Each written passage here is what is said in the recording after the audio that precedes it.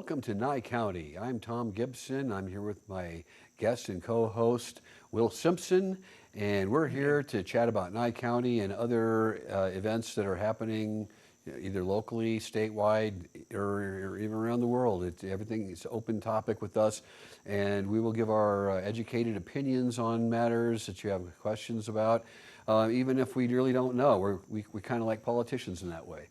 So, anyway, that said, welcome to Nye County, and tonight we're going to start off with talking about why do people need lawyers, and there's two areas of law, civil and criminal, and why would you need a lawyer for a civil case? Why would you need a lawyer for a criminal case?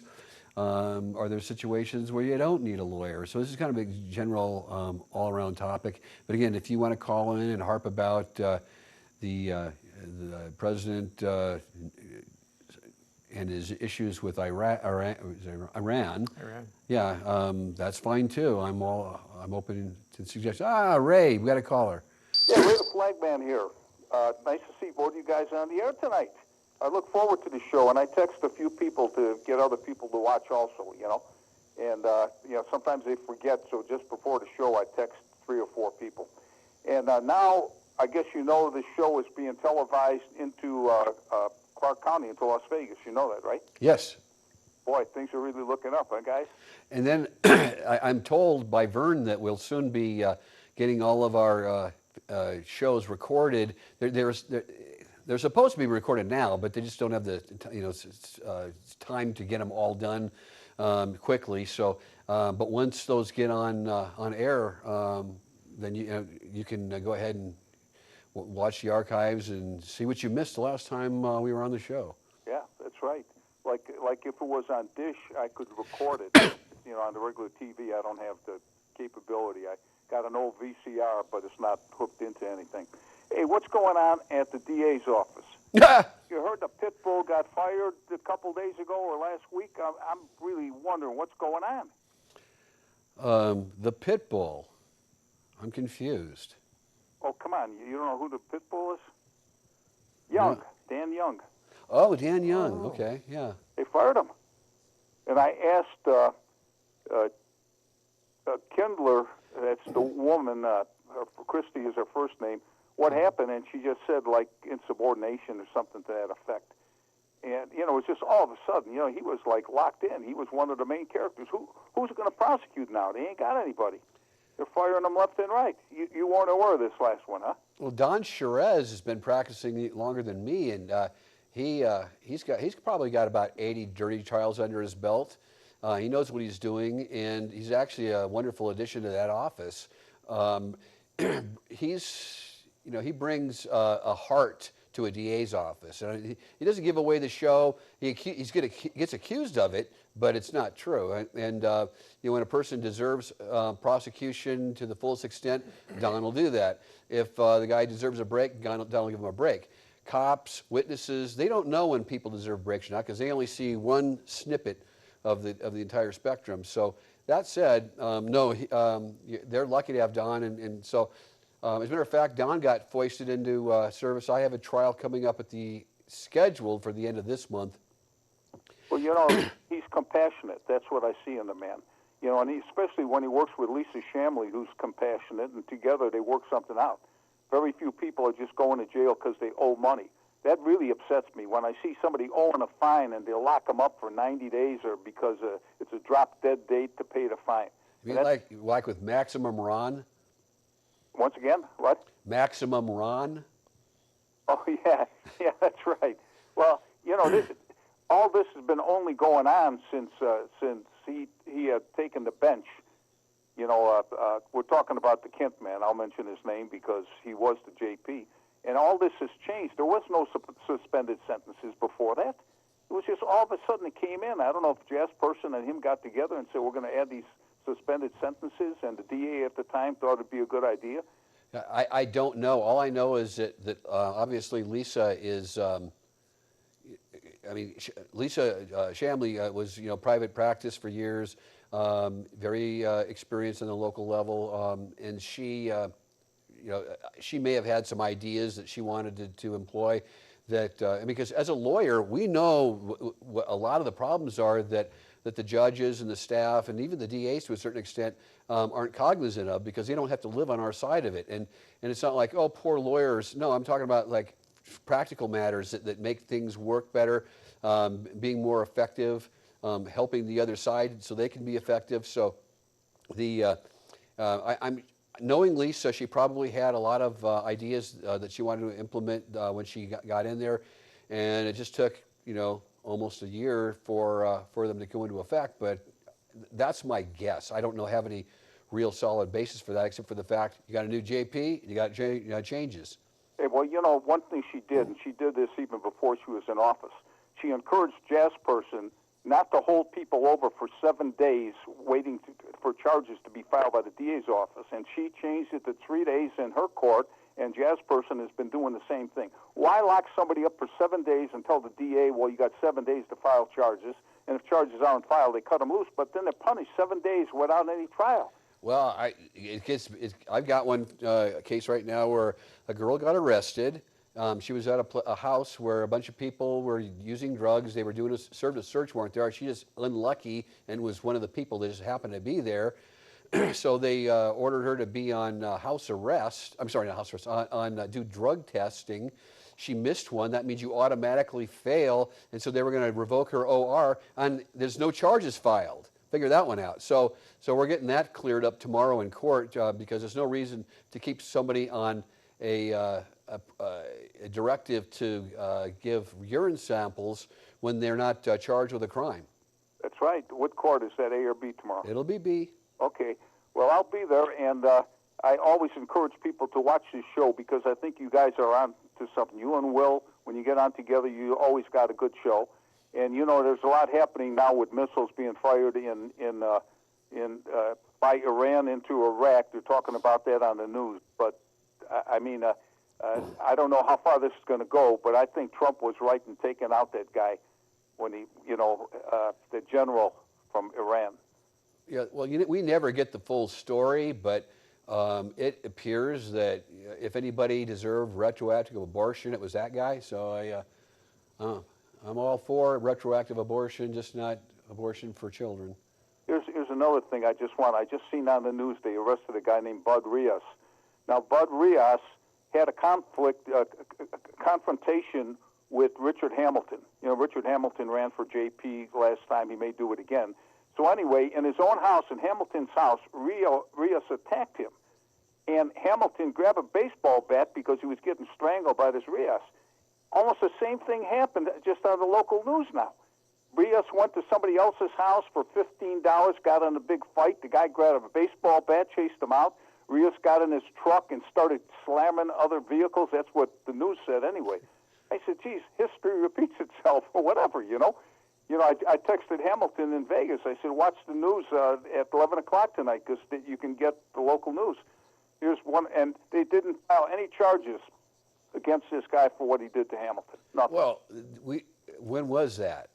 Well, it's going on 3 years now. Oh, yeah, okay. There's nothing they can do about that. The statute of limitations on felony is generally 3 years. 3 years, yeah. And 2 years on a gross misdemeanor and 1 year on a misdemeanor. Right. Well, he went to the sheriff's office. He went to the DA's office. He had an argument with Cherez on this, why charges haven't been filed. So it's probably over with. But anyway. All right, I want to wish you guys luck tonight, and I always look forward to the show. I accept Jesus Christ as my Lord and Savior. Keep the faith and power to the people. Ray the Flagman, over and out. Thanks, Ray. Thank you. Okay, so, God, where were we? Oh, the law. Okay, so just for those of you out there who are unfamiliar with the court system in the United States, and in particular here in Pahrump, we have two courts. We have the Justice Court, which has certain jurisdictions, and then we have the District Court, which has certain jurisdictions. And each of those jurisdictions are called original jurisdiction. In other words, they hear it, but the other court can't. And basically, in like Justice Court can hear small claims, and District Court can't. Justice Court hears claims on monetary damages up to $15,000. If it's over 15,000, the Justice Court doesn't have jurisdiction. If it's over 15,000, then the District Court has jurisdiction. So those are the two courts we deal with. Now there is an intermediate appeals court that you can appeal to if you're not happy with the District Court's decision, or you can appeal also to the Supreme Court. But those are your four courts. But for practical purposes, your average person's never going to get a sniff of either of the two appellate courts. It's just going to be whatever happens in Justice or District Court. And a whole lot happens, though. Just because a person has a legal issue doesn't mean they've done anything wrong. It could very well be that you have it could be a trust, a will, a slip and fall at their workplace. It could be an assault and battery. I mean, all kinds of possibilities. So again, the first thing that one must do when you're talking about the court system is you have to differentiate between where are we in civil court, or are we in criminal court. One of our local nuances here in Nye County, we have two district court judges, and they hear everything, both family, civil, and criminal.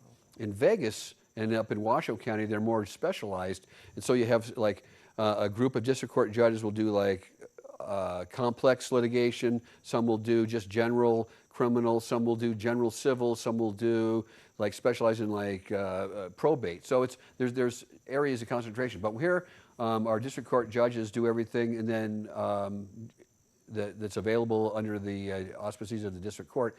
Justice Court, they have again jurisdiction up to $15,000, or small claims I think it's up to $7,500, or it might have gone up after the new year. I don't know. That said, we got a break, and we'll see you back in about 2. And welcome back to Nye County. Tom Gibson, Will Simpson. We're here chatting about the court system, and we have Amy on the line. Amy. Hi, Happy New Year. Long time no see. I saw you in the courthouse today. Yeah, I was up there for a friend of mine. They asked me to go in. That's what I do. If there's somebody that wants me to go along, then I go. Which reminds me, there's a couple of things I wanted to say. The first thing, you were talking about Cherez, and I have to tell you, we have a lot of great attorneys there, and a lot of really good prosecutors, and I think Chris Arabi is doing a great job. But this Cherez was in a courtroom when I went for moral support for a friend of mine who had been damaged by the actions of a young man, and it was the initial hearing. And here's Cherez bellyaching about him not wanting to pursue that, and because this person, and it was wrong, he said it was not right. He said that this person called Chris Arabi at 6 o'clock in the morning, and then Chris overturned his case, and that's not true at all. There was a complaint made because the case was rejected, and then it was found to be credible, but he was in the courtroom with this case with belly aching, and he also said he started talking to the defendant and asking him questions and telling the judge, well, Your Honor, he's a young man. Your Honor, he made a mistake. He was all of a sudden the defense attorney instead of the prosecutor. So that bothered me. And then I went to the second hearing, and there was testimony that this Cherez said some pretty brutal things to this person on the phone.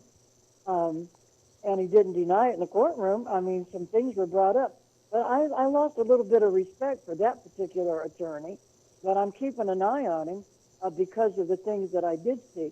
Now, I understand that he was probably being compassionate to this young man, but that was not his job. He overstepped that line. And then the victim was in the audience and getting trampled, because of this behavior. That's my opinion. Well, but anyway. The problem you have, though, Amy, with your analysis is obvious, and I'm not blaming you. You don't have all the facts. And a prosecutor's job is to do justice.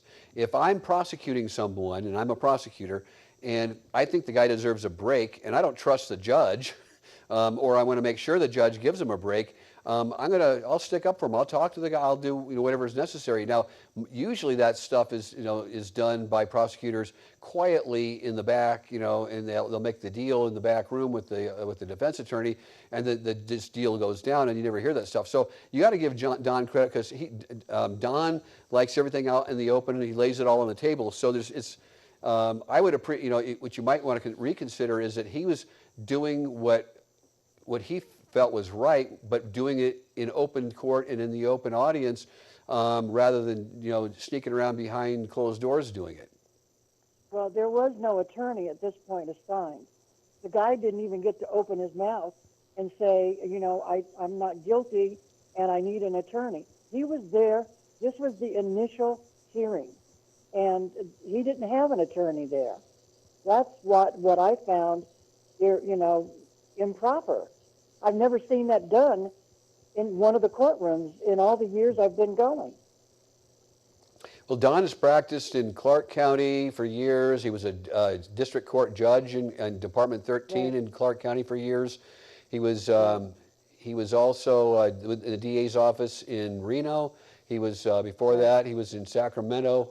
I believe he was a prosecutor there too.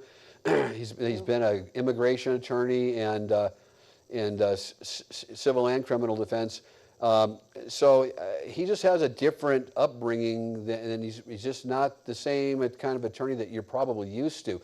Your people are used to guys like Dan Young, who beat up on people when they can, and then when they can't, they cry and whine about it. I represent Ed Fox, and Ed came to me when he was cheated by the district attorney's office. Are you familiar with Ed's case? No, I probably would be if I heard a little bit more about it. But Ed got a traffic ticket, 3 counts, and he fought it because he believes in his rights in the system. So he was going to go fight the thing. So he was found. Well, what happens when you go to justice court?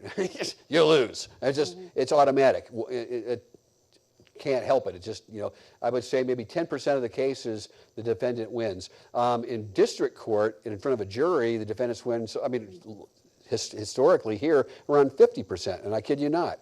So, so that tells you something. So anyway, so he lost at justice court, appealed to the district court, and Judge Wonker correctly identified the flaws in the DA's case.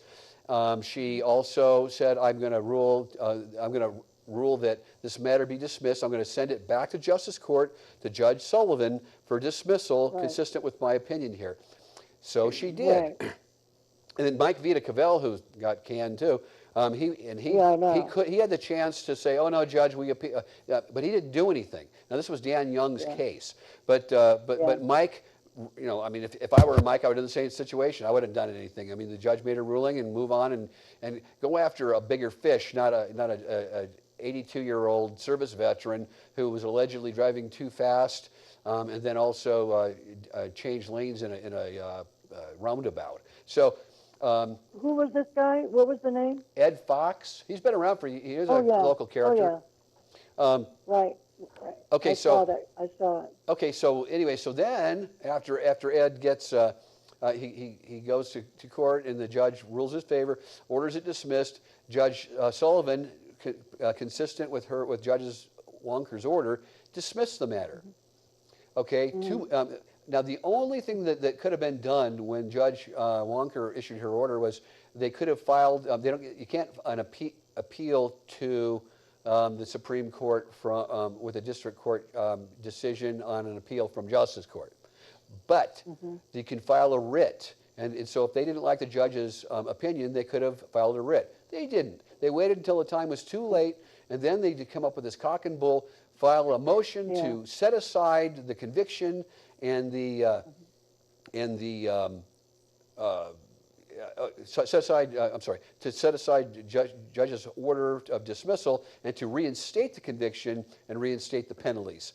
So that's when I met Mr. Fox. Mr. Fox hired me. I went to Dan Young and I said, Dan, you can't do this.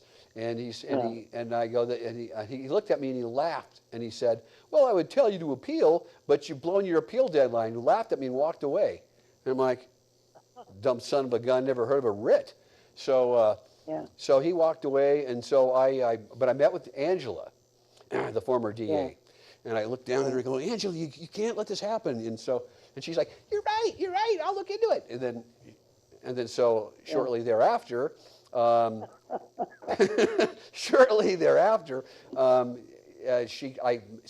said, "Well, where are we on this?" And she said, "It's all too complex. Just go file your writ." Okay. Oh God. I filed my writ. Yeah. Judge Wonker wrote like a 5-page order. Among other things, 3 paragraphs were dedicated to Mr. Young and his ethical violations, each one of which called for suspension of the practice of the law. And then, Wow. God, what else? So let's see what else. Wonker. Oh yeah, and then in her order, she also sent it down to Justice Court saying, "Dear Justice Court, when I send you an order to dismiss, it's dismissed. We don't resurrect things anymore. Capiche?" I mean, I'm paraphrasing, but that's what the order said, Right. in mainly. So, so anyway, so then what my client, he still didn't feel vindicated. He wants to sue. I said, well, let's just see what happens. And then he filed a bar complaint with the state bar, and that's still going on as far as I know. I have no idea what the situation. They don't. I'm not privy to the information on that, but as far as I know, that's where it was left. But Dan Young got fired. Yeah, Dan Young. I mean, that might have been one of the reasons he, in the back of Chris's mind when he got fired. But you got to remember too is, when you go after innocent citizens like that and bend the law and do things that are not legally correct. Because your butt hurt because you didn't get that misdemeanor conviction for your traffic ticket. That's wrong. And so I for some reason Ray likes Dan. I have nothing against. I can't say nothing personal, but let's say put it this way. Dan got what he deserved. Yeah. Well, I know who he is. I know who he is. And I will take into consideration what you've said about Shiraz, and we might talk about it another time. But the other thing that I was going to bring up is the Justice of the Peace office, the Jesperson's seat being open. And I asked him today if he was going to be running again. He said yes. And he said because he didn't know of anybody else that was going to be running. And he said there's a new law on the book for anybody who's thinking about running, that they have to live within that jurisdiction, within that district. They can't live in Las Vegas and run for an office out here, for example. Or they can't run in District 3 Yeah, it used and to be move the a other way mobile around. home.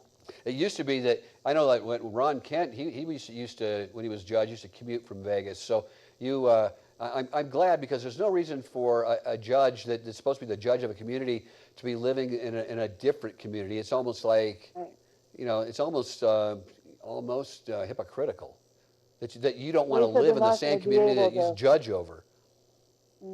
He said they're not going to be able to drive around in an RV and park somewhere. Well, I don't know about that. So anyway, well, he said that's going to eliminate it. There's some kind of, you might ask him when you see him, but he said that this new law is going to eliminate that being done, that they have to prove that they actually live there, that's their residence, and it's not a mobile home that they're driving around from district to district. How does that work? How does that work with county commissioners? Because I know one or more of them historically have lived in a mobile or a motorhome. Right, right. Well, that is supposed to stop that kind of activity too. Okay. Well, anyway, Amy, we're down to 10 seconds in this segment. So if you want to hang on, you can. If you want to cut loose, you can. But we'll be back here in about 2 minutes. Well, I'll cut it loose and let somebody else call in. I appreciate you taking your time. Thanks. Thank you. Yeah, we're back. Tom Gibson here, Will Simpsons, and we're here with the We're here in Nye County and we're discussing the court system and other topics. Amy had brought up some good issues. I mean, I'm sorry, sometimes I get a little angry and when I don't see, I don't want it to sound like I have some ill feelings towards Dan Young, but I felt he took advantage of me in a case years ago when I gave him information that would help him, and I'm just trying to get some better, and he didn't reciprocate at all, and which is not cool. And there were some other times when he wouldn't give me continuances on cases, and when I wanted them, and I had to go to his boss to get the continuances, and so just little petty things. And I think a part of it was because of the Fox case, but you know, I mean, it does free up things for me a little bit, because I mean there was some angst and hard feelings there, at least on his part, and apparently he had made some statements to some coworkers that he was going to get some payback. I don't know if it was on Mr. Fox or me, but whatever that meant. Okay, well now if he's going to pay me back, or he's going to get some payback, he better get a job with the Department of Justice, because nothing out here is going to work out for him.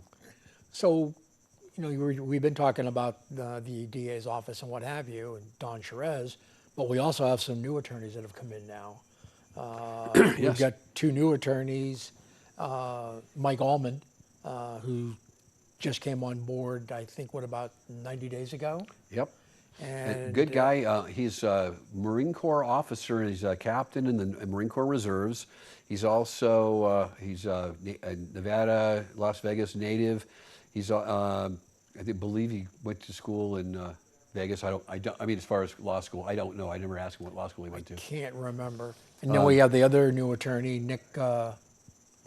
Pitaro. His father is like a namesake over in Las Vegas as being one of the famous criminal defense attorneys. And he's out here, nice guy.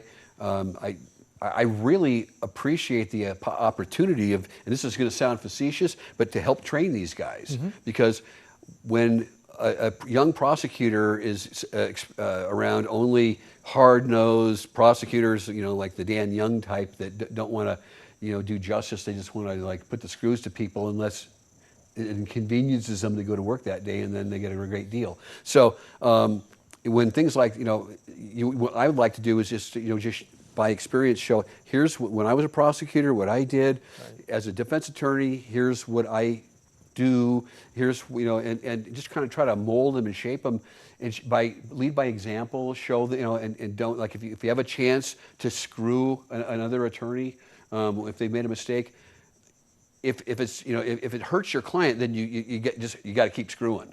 Right. but if you're getting no advantage out of it, leave it alone. I know lawyers who take pride in embarrassing other attorneys, and they'll bring up misspellings and things in their briefs. And if I did that to this one particular attorney, I mean, I'd spend all day on stuff that he does. So, you know, it's just, but anyway, that said, is I don't go after people in court when they've made mistakes, because Lord knows I've made a few, and I know I'm going to make a few in the future. So, you know, I try to be, you know, fair. So, but anyways, but by bringing my experience and helping these guys and kind of giving my collective wisdom to them, sometimes you can get them to, you know, learn these things. It gets hardwired, and there'll be prosecutors like Don Cherez rather than like the Chihuahua.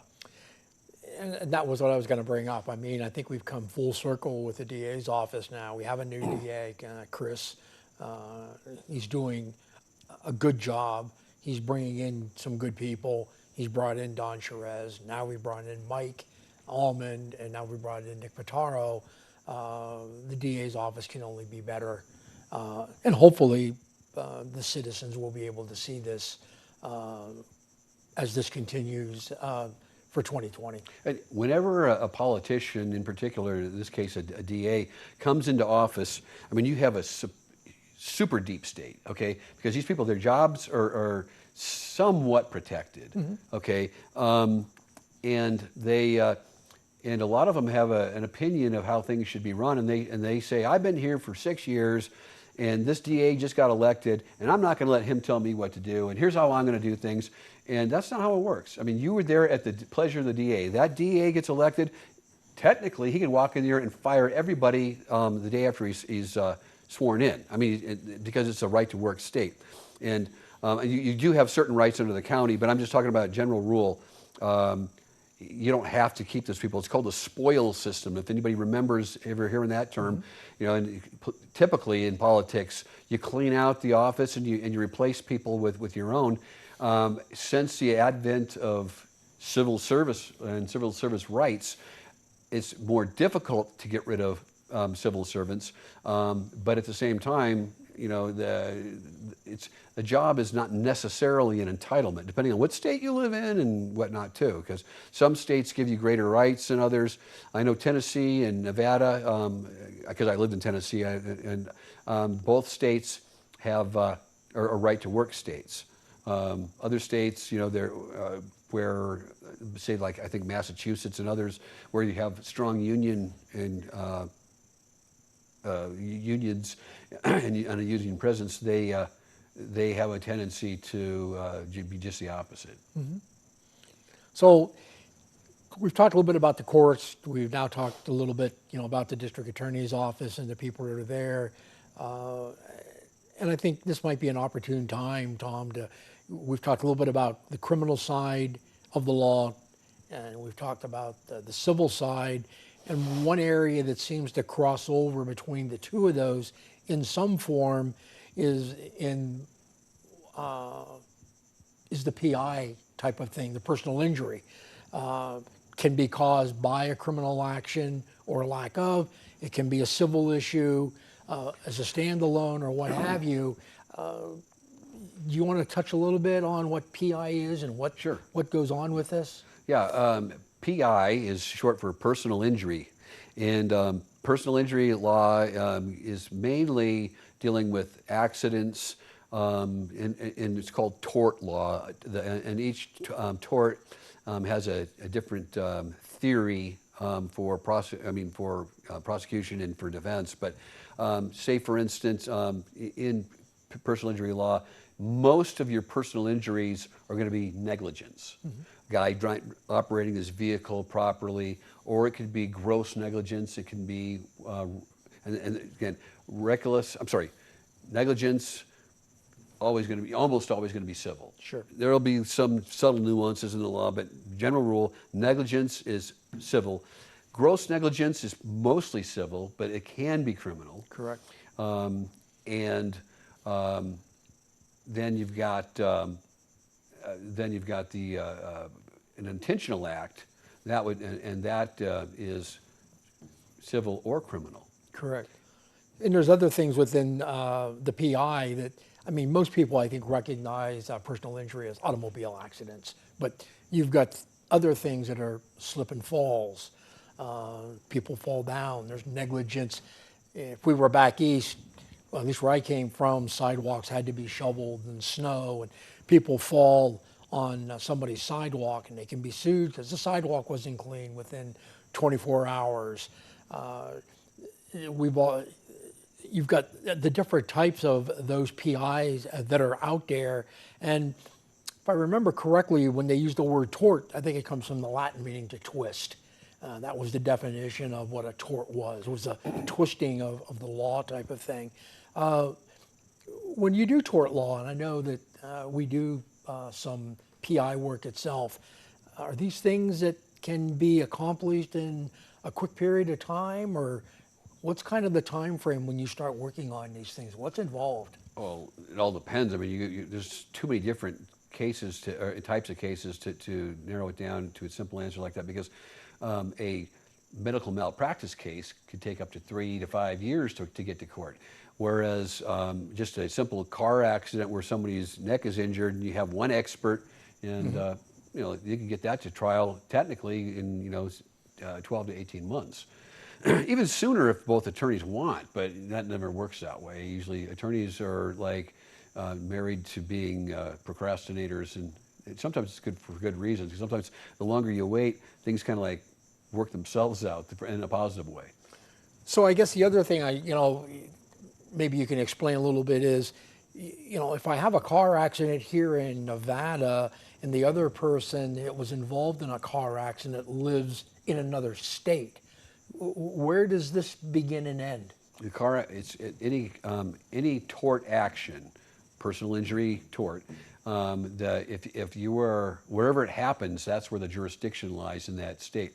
However, there are some exceptions to the rule. If I am going online and I own a company and I'm selling products online and you're injured by it, doesn't matter if I'm in Texas or Alabama or England. I mean, if I'm crossing state lines to do through commerce, Correct. Electronically, then the jurisdiction attaches to that transaction. Can any of these jurisdictions go into federal, or do I always have to stay Good within the question. state? It depends. If you have federal has certain advantages over criminals. God, Emily, over state court. The federal courts, they don't have a lot of the caps on the amount of money you can get in malpractice, like some medical malpractice. There's a cap on the amount of damages that one can receive in state court, and I don't believe that is in effect in federal court. I know it isn't for like if it's if you're suing like a police officer for a civil rights violation and you go just under state law, you're going to be limited to the $100,000 county cap. If you sue them in federal court, it's an open checkbook. But where were we? So PI. Basically a PI, but like automobile accidents. Oh yeah, and yeah. so Okay, so the falls jurisdiction. So if there's a car accident that happens in Nevada, that's where the jurisdiction is. So it's either going to and it's going to be in the county where the accident happened. So you get in a car accident in Elko, that's where it's going to be heard unless you file a motion to move it out. But those are rarely granted unless you have extreme circumstances. So it really doesn't matter where the person lives, it's where the accident has occurred? Yes and no. Okay. If you're being sued, if I'm a plaintiff, I can file a lawsuit anywhere in the state. But the problem is that the defendant can say, no, I don't live there. Oops. We got time. Yeah, we're running over time. We'll come back on the last segment and I'll explain. And we're back. Nye County, Tom Gibson, Will Simpson. We were here talking about again, some of the subtle nuances on jurisdiction, where you can file. The law allows for a plaintiff to file a civil lawsuit anywhere in the state, in any jurisdiction. But the defendant has the right in many cases to file a motion, or not motion, I'm sorry, a demand for change of venue. It's not even a motion. The judge doesn't have a choice. Like, say this is a divorce case. That's where you see it most often. Vegas lawyer files divorce in Vegas, and my client and his wife live in Pahrump. County, right. Okay, so I call the lawyer and say, hey, you want to stipulate to move this to Nye County? And a lot of lawyers in Vegas don't understand this subtle nuance in the law, and they go, no, you file a motion. I say, oh, here we go. So I file my demand. It's not a motion, and then they try to answer it. And then I had the Vegas judges telling them off, saying, this is a demand. It's not a motion. You don't have a dog in this fight. I'm just moving this here. And the only reason Mr. Gibson's not fighting you right now, and because he would submit to our jurisdiction, he's going to wait till we get back to Nye County and going to get you for attorney's fees for having this worthless hearing. So, but anyway, to make a long story short, general rule is that if an accident happens in a certain city and county and state, that is where it's got to happen, where the trial is going to be, and that's the court where you would go to. I've understood though that if I did live in another state, that the accident happens, we'll say in Nevada, and I live in Colorado, that because of those two, that we can't make an agreement on which state it goes to, we or somebody can ask that it go up to the federal court, and that removes the jurisdiction between the two states. It'd be more commonly, I had one of these cases like a couple years ago. I had a client who was sued for legal malpractice. In here in Pahrump, and so my client and I filed a motion to change venue because he moved. He was a lawyer here. He moved to North Carolina and then moved back, or sorry, and was living in North Carolina when he got sued. So he had diversity jurisdiction, which is one of the two ways of getting into federal court. It's federal question or diversity jurisdiction. If you're asking for over $75,000 and and which they were, and you're from a different state, you have the right to go to federal. We went to federal, and the federals don't play, and we got to dismiss a lot of them. John, we got a caller. Don't play, and we got to dismiss a lot of them. John, we got a caller. Hey, can you hear me? Yes. I can't hear you very good. Is that any better? I can't hear you very good. I think you got to turn your TV down. Yeah, that's a little better. Listen, I'm a veteran. Okay. All right, TV's off. I'm a veteran, 6971. I have benefits for travel pay to the VA hospital in Vegas, and I'll have also a per diem for the food when I travel to the hospital and back. Since it's a federal institution, they've cut my per diem off for all veterans, saying that they're spending too much money paying us for our per diem. So I don't have $10,000 or $20,000 to take them to federal court. So what do I do there about them denying that benefit? Call your congressman first. That's the first thing I would do in that situation, because he might be able to do something for you, and at the very least get the ball rolling to try to get some type of legislation that's going to protect people in your situation that have been had their entitlements taken wrongly. I don't know the full story why this occurred, but the government, in its wisdom, often will make major changes to people's rights and benefits, and oftentimes it's good, oftentimes it's not, and usually it's somewhere in the middle. But you might say, first thing I would do if I were you, I'd call my congressman and ask, hey, what can you do to help me? And I'd even call maybe perhaps one of our senators as well. I mean, God knows they get paid enough. Yeah, ask for their liaison to the VA. Yeah. And that would be the best bet. Because you're not going to find many lawyers anywhere that practice like VA law. Now, there are some, and there are some in Vegas. I don't know any in particular. That's not my area. That would be also something I would pursue. I would go online and start looking, if you have that ability. Some people aren't computer savvy, but I would start looking into, going on online looking for attorneys that specialize in dealing with VA issues, and that attorney might be able to help you too. But you can't do too much. I would go to the senators. I'd go to the congressman. I'd go to consult an attorney, and somebody in that group is going to at least be able to get you pointed in the right direction. And it may be that there's legislation, that's being worked on now that is supposed to replace the hole that was created by the last law.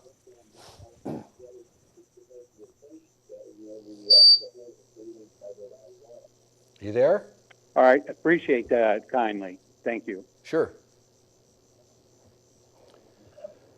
Where were we? Are we? Okay. Is John still on? Okay. No. Okay. Right. So we were talking about diversity between the states and what have you, getting into federal, and it was typically over $75,000, and somebody asking,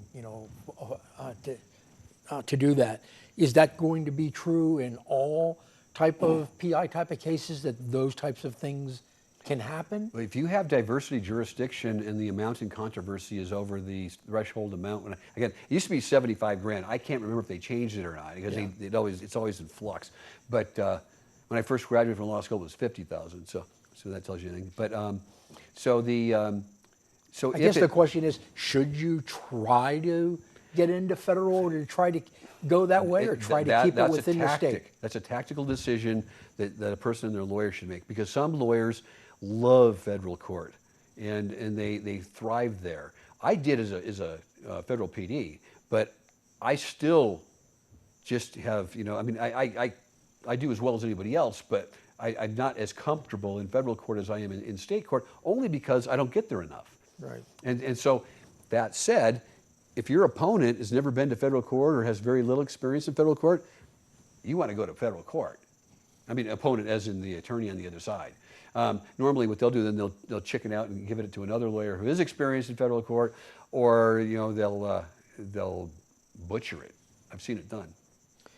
Is there, within the state or within the federal, are the rules going to be similar? Are the rules easier to deal with as far as statute of limitations and those things in state court versus federal? Or is there a benefit? There's two rules that we're dealing with. We have the rules of, we have the state, or Nevada rules of civil procedure, and that tells you what the civil rules are. You get the federal rules of civil procedure. Nevada, is not a very creative state when it comes to law. We copy everything from either California or the federal, and then just kind of throw out what we don't like. So if you understand the basics in federal civil procedure, you know Nevada, and vice versa, which is really a huge advantage, because I'm from Nebraska originally, and our civil procedure was not copied from the feds. We had our own way, Right. like most states back east, and totally different than the pleading in practice that you have here in Nevada. Is there any difference between, if you're filing PI cases or whatever, whether it be state or federal, with regards to the person's age? Does being over the age of 55 No. or 65 have any benefit, Irrelevant. or a minor? Does a minor have anything, less or more in a civil case, in a PI case? No. Okay. No, maybe there might be some jury appeal. I mean, you get a kid, you put in a wheelchair, and I guarantee you that you're going to be in a whole lot worse position if you paralyzed a guy that was in his 70s. Okay. I think the last time somebody was on, I think it was Nathan Morris, and I guess we should, really kind of refresh people on that. But we work with Nathan. Nathan works with us, and we do all kinds of different kinds of law versus Right. the PI, and also doing immigration and doing workman's comp. And I know we haven't touched on workman's comp, which somewhat it's not criminal, it is civil, but it's a very specialized type of law. Also the Social Security, work on Social Security. So there are a lot of practices out there that we do touch upon. Right. Well, Bighorn's specialty is litigation. Okay. They don't do the Glenn Lerner, getting a wreck, getting a check. There's nothing wrong with that. But if you get a wreck, get a check. But that's if you settle it, and you settle it early. But if you go to trial, you get a much bigger check. Correct. Okay. And the pluses and minuses of going to trial, by the time your lawyer, by the time they are totally acclimated with your case and go through some of the discovery, I'm pretty sure whether they want to go to trial or not. And so if you go to have a good case, you want it to go to trial, because having a good case that goes to trial is, or settling a good case that doesn't go to trial, is different in millions sometimes. These insurance companies are not going to cut a check to you on a settlement for $1 million. They're just not going to do it. Generally speaking, you're going to have to force them to trial, or they might settle with you on the court step door. At the court step, Right. At the courthouse. But they're not going to. It's like in the movies where they're passing the piece of paper back and forth. Right. And, it's kind of like that. But at the same time, these insurance companies are motivated to try cases too. So you need an attorney that's good at trials, and the Bighorn firm is full of litigators. It's all they want to do is go to trial. That's why I appreciate about them, and that's what the public should appreciate too. So We're down to our last 5 seconds, people. Thank you very much. We'll see you in 2 weeks. God bless, and keep your fingers crossed that things work out over in the Middle East.